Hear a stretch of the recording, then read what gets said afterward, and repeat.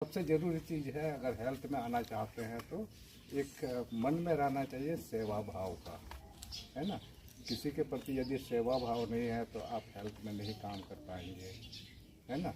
किसी के प्रति घृणा अगर होगा तो आप नहीं कर पाएंगे काम।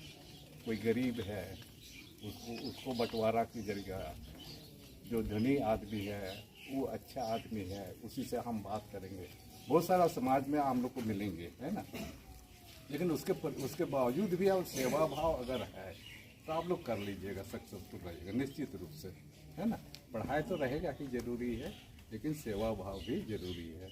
बहुत सारे हमारे देश में इस तरह के लोग हैं, लोग का अप्रोच नहीं हो पाता है सही जगह जाने के लिए या तो सही ट्रीटमेंट मिलने के लिए।